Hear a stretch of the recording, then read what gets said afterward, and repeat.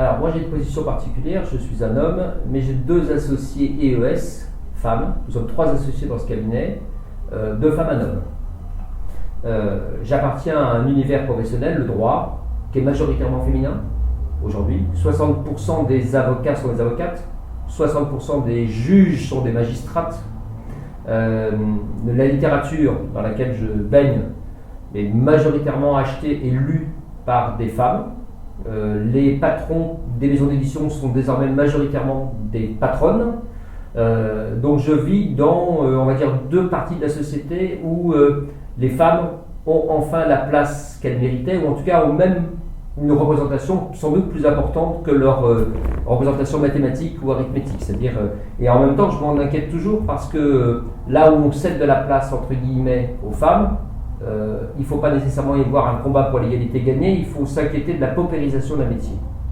Quand on laisse les hommes cèdent la place à une femme au sein d'un conseil d'administration dans une entreprise, on peut trouver ça formidable qu'il y ait une avancée, et il faut toujours se dire qu'est-ce que ça cache. Est-ce que ça veut dire que ce métier est moins valorisé, moins bien payé, moins en vue, moins prometteur? Je me fais ces réflexions parce que la justice, son lustre est important, mais il est moins important que par le passé, son budget est moins important, les métiers de la culture sont des métiers moins bien payés que l'industrie ou la chimie ou l'automobile. Et donc, quand il y a plus de femmes au barreau, plus de femmes dans l'édition, je me suis toujours demandé, est-ce que c'est parce que c'est moins payé, que c'est moins bien, et donc les hommes cèdent la place parce qu'ils préfèrent aller vers des terrains plus abondants.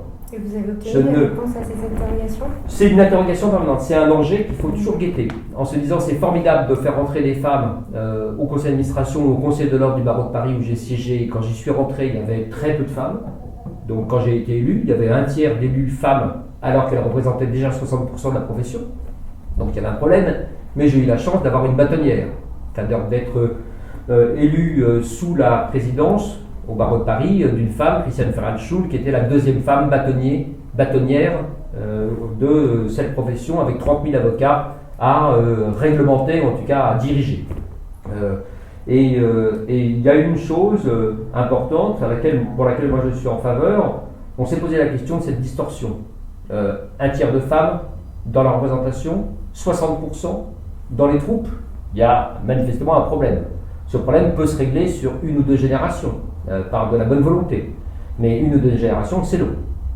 Et les aspirations de la jeunesse, que je peux comprendre, les aspirations d'égalité, elles ne marchent pas si vous dites aux gens, dans 50 ans, vous aurez votre place parce que naturellement, la société aura évolué.